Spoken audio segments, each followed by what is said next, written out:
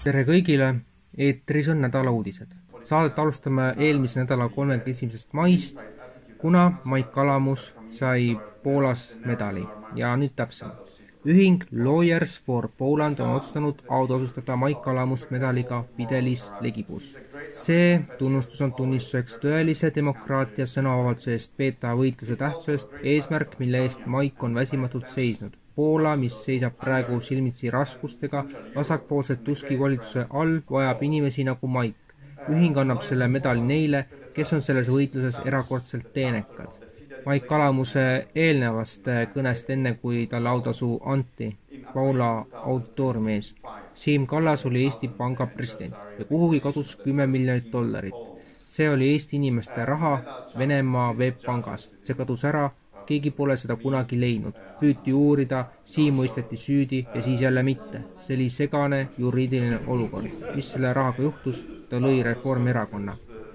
Härra Mait Kalamus, Ameerika Ühendriikide kodanik, kelle on Eesti juured, on sotsiaalaktivist ja konservatiivsete ringkondade esindaja nii Ameerikas kui Eestis. Tema asjatundlikkus kaugvalimiste analüüsimisel Eestis ning terased tähelepanekud vasakpoolsete poolt selle mehhanismi kasutamise kohta valimiste mõjutamiseks või võltsimiseks on teinud temast usaldusväärse isiku selles valdkonnas. Parlamendi valimiste vaatlejana mitmetes riikides on ta demokraatliku valimisprotsessi ohtude ekspert.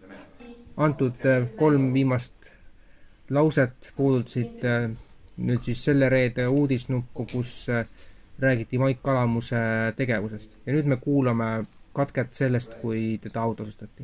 Thank you, Mike. Thank you. What you have done for us.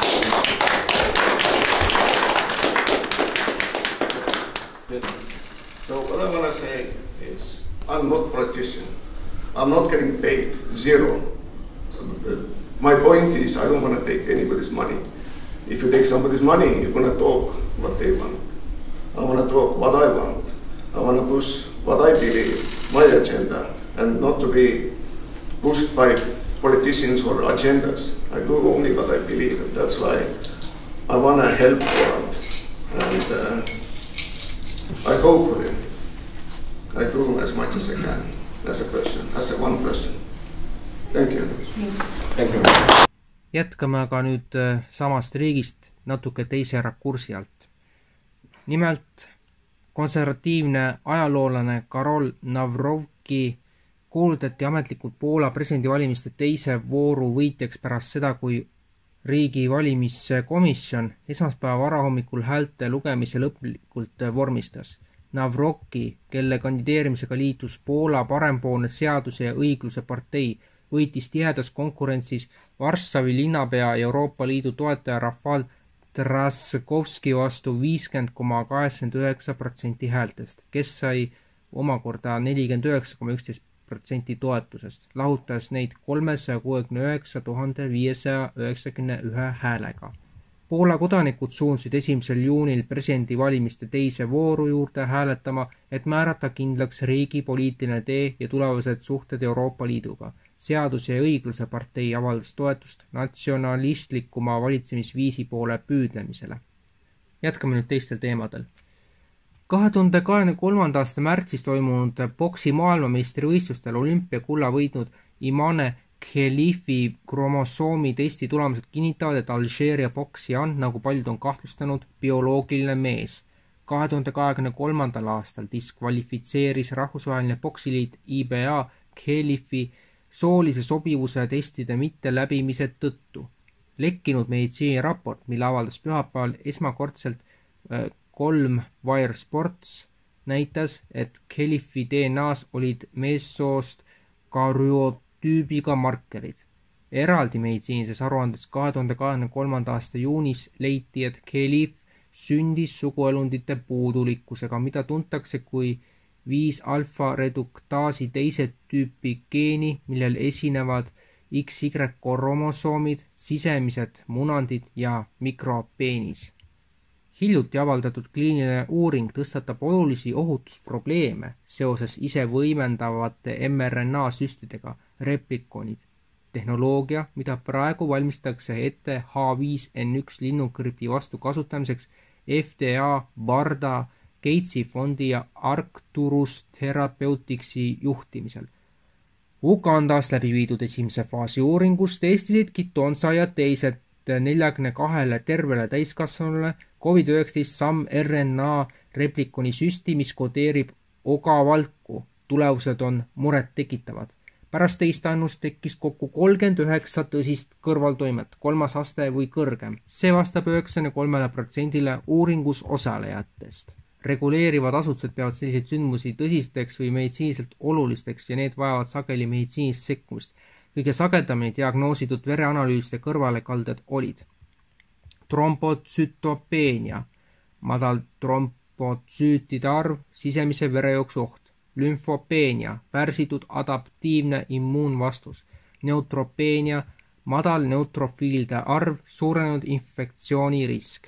Uus raport kinnitab USA plaani töötada välja sünteetiline universaalne vaktsiin, mis kasutab gripi tuumana molekulaarseid kimääre, kunstlikult loodud viiruse osade segusid. USA valitsuse aruandlusamet GAO on vaikselt kinnitanud föderaalvalitsuse plaane alustada 2026. aastal kliinilisi uuringuid universaalse vaktsiini jaoks, sünteetilise süsti jaoks, mis on valmistatud mitme viiruse tüve osade ühendamisel üheks annuseks. Kuigi seda Frankensteini-laadset süsti turustatakse tulevaste pandeemiate ennetamise vahendina, on selle keskmes olev viirus, gripp, sama viirus, mida USA valitsus on aastaid funktsiooni suurendamise uuringute abil manipuleerinud ja mis nüüd väidab olevat valmis põhjustama järgmise ülemaailmse puhangu. Alates 2015. aastast on suurem osa universaalsete vaktsiinide kliinilisest tööst keskendunud gripile, märgib GAO oma 2025. aasta maikuu teaduse ja tehnoloogia tähelepanu keskpunktis olevas aruandes. Mitmed universaalsed gripivastased vaktsiinikandidaadid on jõudnud kliinilistesse uuringutesse. Bloombergi teatel hülgas meeskond teisipäeval Vaikse ookeani keskosas Roro veoklaaduri Morning Midase pärast pardal puhkenud tulekahju. Laev vedas umbes 3000 sõidukit, sealhulgas hinnanguliselt 800 elektriautot. Kahju päritolu pole veel kinnitatud, kuigi liitium-ioon-aku süttimine on endiselt võimalik põhjus, arvestades lasti profiili ja varasemaid elektriautodega seotud intsidente merel. Kindlustusgigant Allianz on juba ammu rõhutanud vajadust tugevdada ohutusprotokolle kõigi liitium-ioon-akudega seotud meresaadetiste puhul, arvestades rohelise tehnoloogia levikut kogu maailmas. Mõelge sellele, Euroopa Kommunistliku Liidu deindustrialiseerimine jätkub hoogsalt ja koos sellega kiireneb majanduslik pankrot. Muidugi, nutikad telesaatejuhid teile seda ei räägi, aga selle protsessi järgmine samm on vara arestimine. Mäletate, kui nad esimest korda triljoneid trükkisid ja väitsid, et inflatsioon on mööduv. Nüüd maksustavad nad triljoneid ja kuultavad maksud mööduvaks. Prantsusmaa teatas just uutest maksutõusudest. Itaalia tõstab oma kapitali kasvu maksu 26% 42%. Ühendkuningriik on kaotanud mitte kodumaja pidamise reeglid, hävitas sellega viimasedki maksusoodustused ja ülejäänud Euroopa kaalub juba puhtalt varandusmaksu. Norra meile näidanud, kuhu see välja viib. Nad tõstsid varandusmaksu, et genereerida aastast $146 miljonit juurde. Tulemus, inimesed, kelle koguvara ulatus $54 miljardi lahkusid riigist, põhjustas $594 miljoni suuruse aastase maksutulu kaotuse.